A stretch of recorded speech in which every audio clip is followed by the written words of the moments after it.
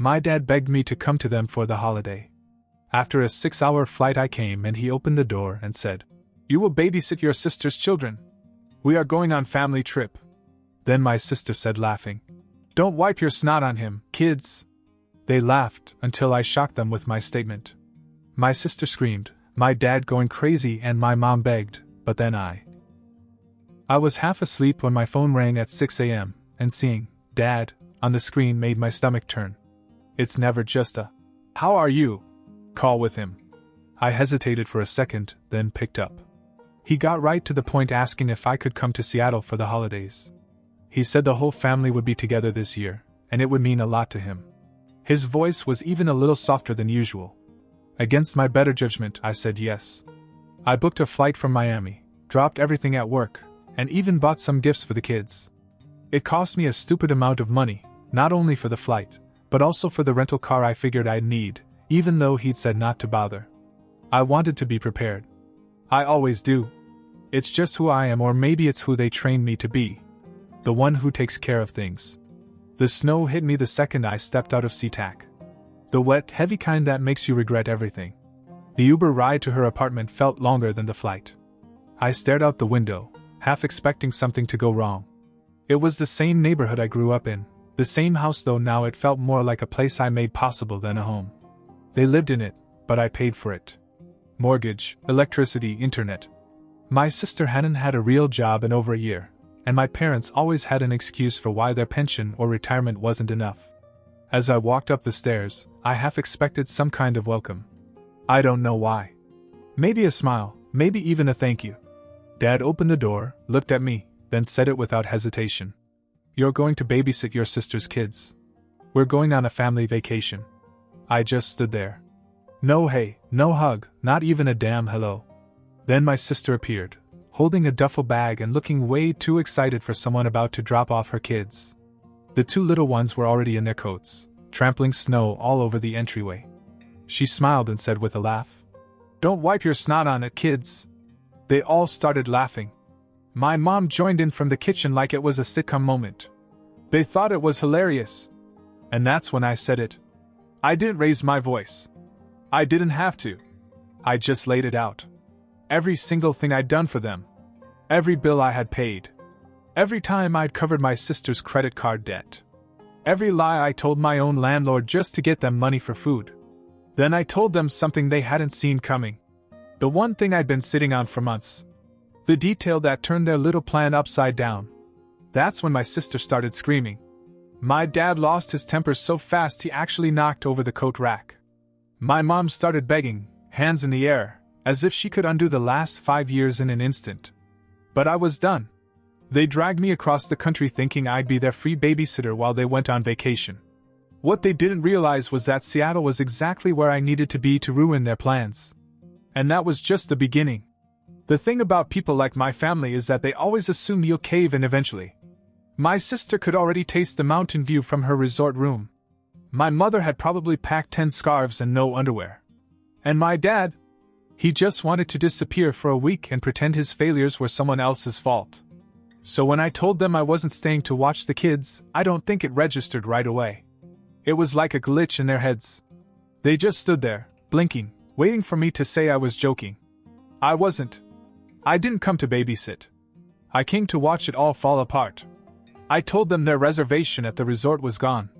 Cancelled 3 days ago. Fully refunded on the credit card that, surprise, I'd paid for him a few months ago. He hadn't noticed because he stopped opening his own statements years ago. At first my sister laughed, as if she thought I was bluffing. Then she pulled up the resort's app. She turned pale. Her hand started to shake. My mom looked over her shoulder, blinked a few times, then started asking questions that no one could answer. Then came the airline part. I told them the flights had been rerouted. No refunds, that would have been too easy. I had the credit transferred to my own name, under an account I'd opened months ago, planning for this. My father screamed something about fraud. I reminded him that it wasn't fraud if the card was in my name. All those upgrades and bills? He hadn't paid anything in a year. The whole house, their groceries, my sister's car payment, it all went through me. He just signed his name and took the credit. But the highlight was what I put on the table next. It wasn't a fancy envelope or anything. Just a folded letter from the bank. A polite reminder that the automatic mortgage payments had been stopped. No threats, no ultimatums, just a "let's catch up soon" kind of tone. 3 weeks ago, I stopped reporting on the house. I wanted to see how long it would take them to notice. Spoiler, they didn't.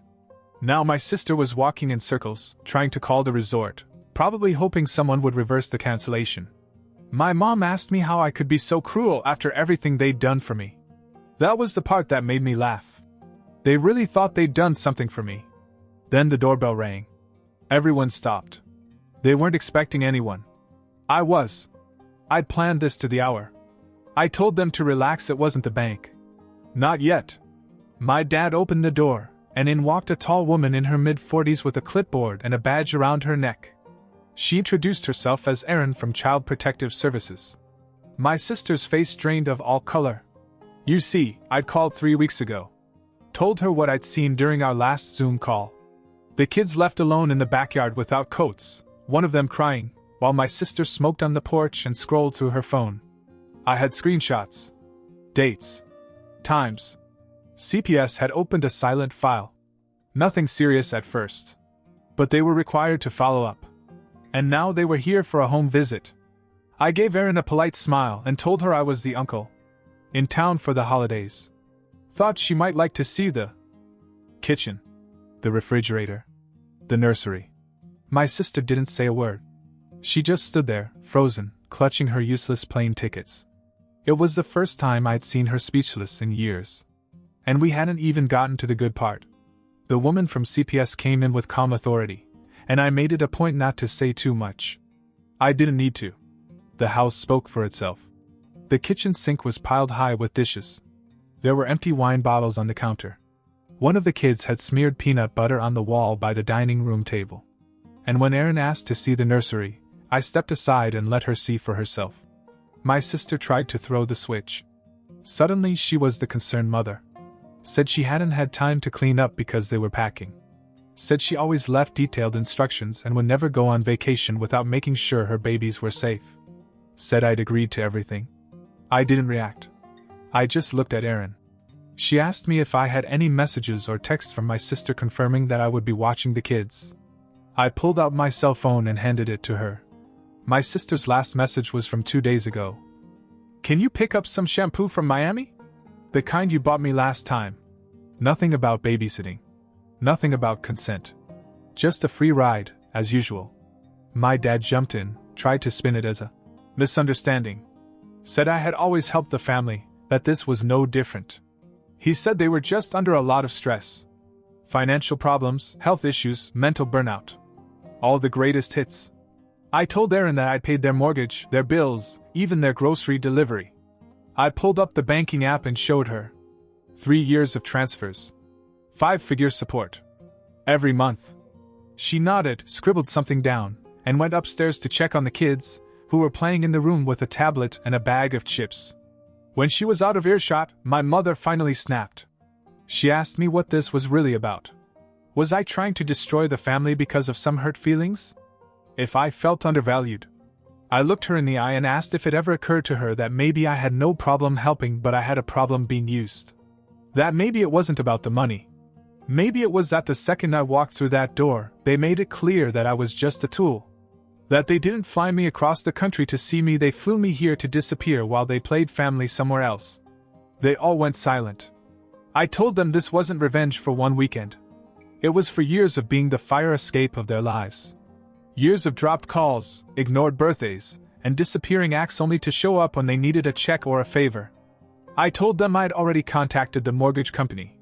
They'd be getting a letter soon, not just a warning, but a reassessment of the property. I would take my name off the account.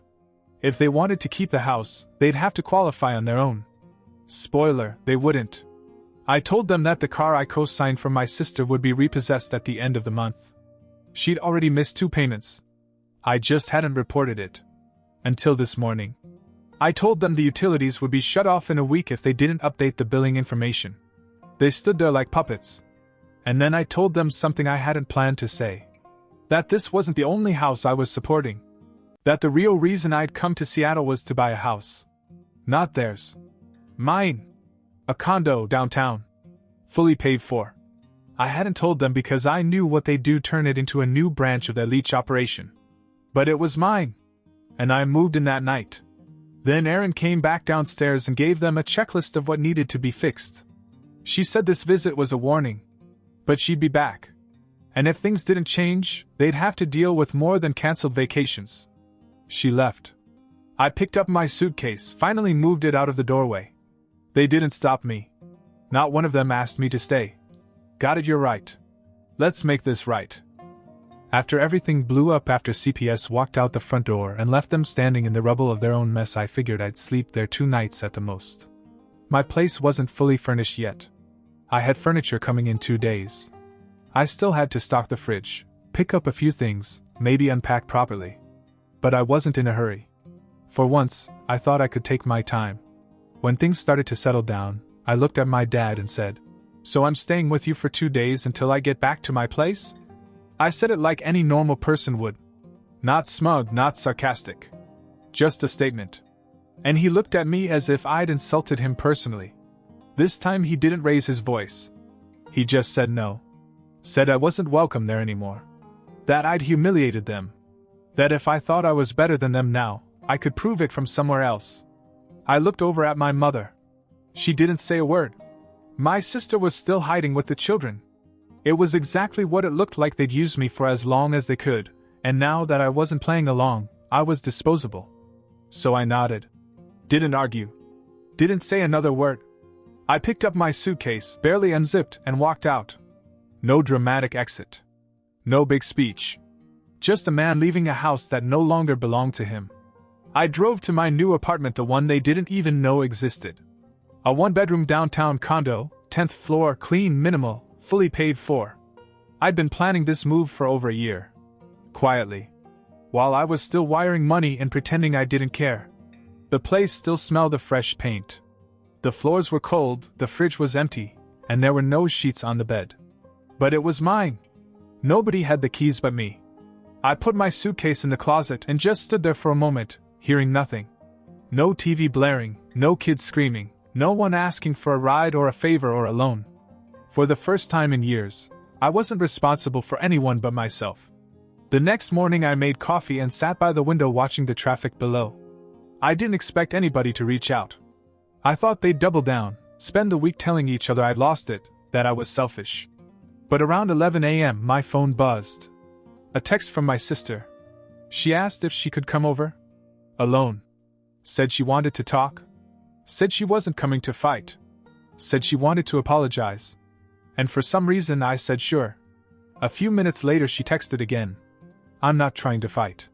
I just want to say what I should have said a long time ago. Please. 5 minutes. I waited. Let her sit with it. Then I sent the address. About an hour later, I saw her through the window, standing outside the building in a gray hoodie, arms crossed, clearly unsure whether to knock or leave. She looked different. Smaller somehow. No makeup, no phone in hand, no kids climbing on her. Just her. The version of her I remembered before everything turned into a mess of entitlement and excuses. I let her in. As she walked into the apartment, she paused for a second, as if she'd stepped into someone else's life. She looked around. Bare walls, new couch, still some unpacked boxes stacked neatly in a corner.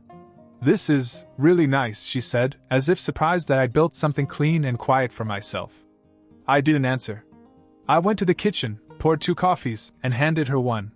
She took it and sat down, as if waiting to be told what to do. That was a first. She didn't waste any time. No dramatic build-up. She started with the apology. She said she was sorry for everything, for the way they planned to dump the kids on me, for acting like I wasn't doing enough already, for every time she texted me asking for money like it was nothing. She even apologized for the way she laughed when I walked in the door. That moment apparently stuck with her. She admitted that they got used to me fixing things. That our parents expected it. That she expected it. She said it felt normal until I stopped playing along. And then things got ugly. I just listened. When she was done, I told her I appreciated it. That I needed to hear that. But I also told her that I couldn't pretend it hadn't happened. That apologizing wouldn't fix anything unless she really changed. She nodded. Said she understood. She said she wasn't going back to the house that night. She and the kids were staying in a hotel for now. She said she was thinking about getting her own place. She sounded serious. I told her she should. Before she left, she thanked me. No hugs, no fake closeness. She just walked out, more quiet than I'd ever seen her. I stood by the window and watched her go. And for a second, I thought maybe something had changed. But around 7:30 that night, my phone buzzed. Unknown number. I let it ring. Then the voicemail popped up. It was my dad.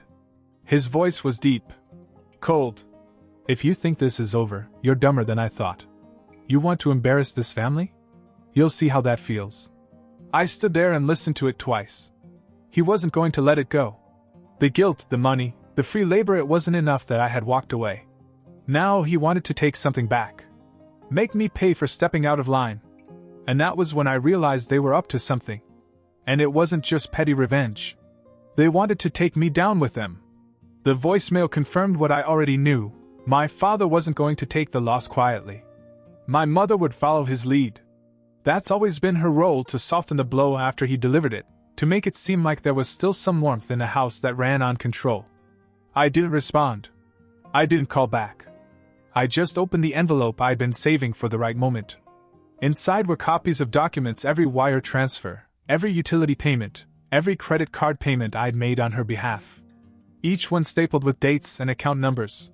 I'd printed them out weeks ago and kept them in a folder labeled Reclaim. Not for legal reasons. Not yet. But because I knew that people like these only understood one thing: proof. The next morning, I paid a visit to the mortgage lender. I had stopped making payments weeks ago, but now I made it official. I signed a form removing my name from everything associated with the house. I didn't want it repossessed. I wanted them to own it. All of it. The late payments. The rising interest. The phone calls. The wait. I walked out with a grin I hadn't worn in years. Back at my apartment, I took another step. The quietest, but the sharpest. I logged into my bank account and reversed 3 scheduled transfers, one for groceries, one for her phone plan, and one for my sister's car insurance. All cancelled with 2 clicks. Let them feel it. I was sipping coffee when my mother texted. A long, rambling message about how families shouldn't be transactional, and how cutting people off is not love. I didn't reply. Then came the group text: her, my dad, and my sister. They tried to turn the narrative around. Said I'd betrayed them. That they had sacrificed everything for me growing up.